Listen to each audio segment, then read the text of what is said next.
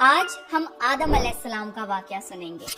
آدم علیہ السلام اللہ کے پہلے نبی اور پیغمبر تھے جنہیں اللہ نے خود اپنے ہاتھوں سے بنایا، اور ہم سارے انسان انہی کی نسل ہیں۔ تو چلیے شروع کرتے ہیں with the real life story of Prophet آدم علیہ السلام۔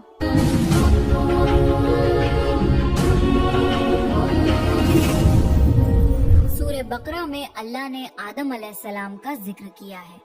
جب اللہ نے انسان کی مخلوق کو پیدا کرنے کا ارادہ کیا تو اللہ نے فرشتوں سے فرمایا، میں زمین میں اپنا ایک خلیفہ بنانے والا ہوں۔ فرشتوں کو لگا کہ شاید ان کی عبادت میں کوئی کمی رہ گئی ہے، اس لیے اللہ نے نئی مخلوق بنانے کا ارادہ کیا ہے۔ فرشتوں نے جنوں جیسی دوسری مخلوق بھی دیکھی تھی جو زیادہ عقل نہیں رکھتے تھے اور خون ریزی کرتے تھے۔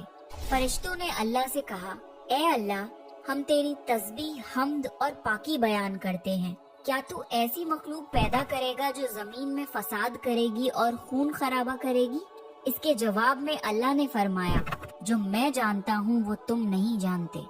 فرشتوں نے آپس میں کہا کہ اللہ تعالیٰ جو بھی مخلوق پیدا کرے گا وہ ہم سے زیادہ علم نہیں رکھ سکتی۔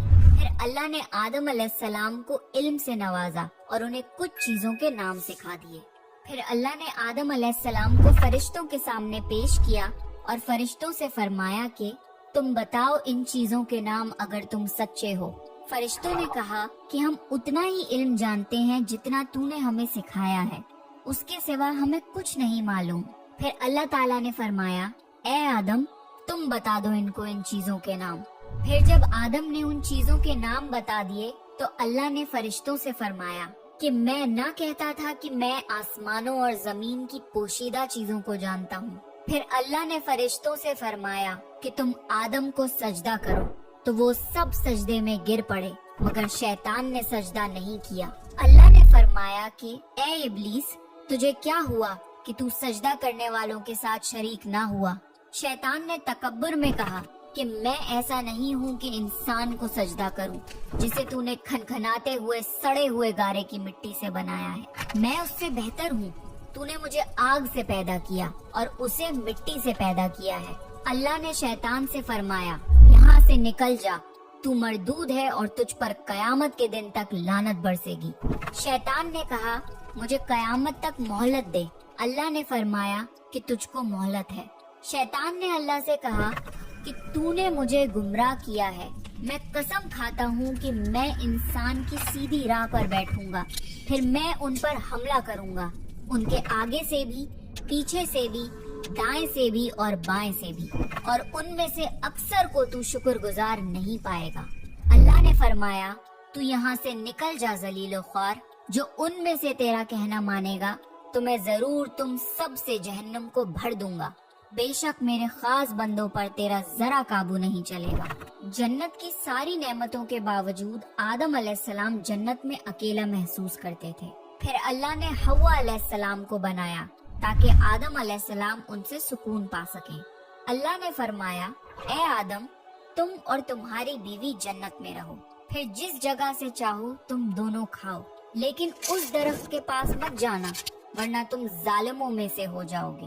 پھر شیطان نے ان دونوں کے دل میں وسوسہ ڈالا اور کہنے لگا، تمہارے رب نے تم دونوں کو اس درخت سے اس لیے منع کیا تھا کہ تم کہیں فرشتے نہ بن جاؤ یا کہیں ہمیشہ زندہ رہنے والوں میں نہ ہو جاؤ۔ اور شیطان نے قسمیں تک کھا لی کہ وہ ان کا خیر خواہ ہے، بس مردود نے دھوکہ دے کر ان کو درخت کی طرف کھینچ ہی لیا۔ جب حضرت آدم اور حوا علیہ السلام نے درخت کے پھل کو کھا لیا تو ان کے سطر کی چیزیں کھل گئیں اور وہ درختوں کے پتوں کو توڑ توڑ کر اپنے اوپر چپکانے لگے اور سطر چھپانے لگے۔ پھر اللہ نے ان کو پکارا اور فرمایا، کیا میں تم دونوں کو اس درخت سے منع نہ کر چکا تھا اور یہ نہ کہہ چکا تھا کہ شیطان تمہارا کھلا دشمن ہے؟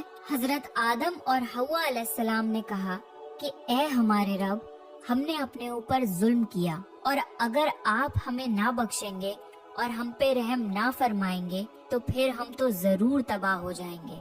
اللہ نے فرمایا کہ تم سب جنت سے نیچے اتر جاؤ، اب سے تم ایک دوسرے کے دشمن ہو، اور تمہارے لیے زمین پر رہنے کی جگہ ہے اور ایک مدت تک نفع حاصل کرنا۔ اب تم کو وہیں زندگی گزارنی ہے اور وہیں مرنا ہے اور وہیں پھر سے پیدا ہونا ہے۔ دنیا میں آنے کے بعد آدم علیہ السلام نے اللہ سے 40 سال تک معافی مانگی۔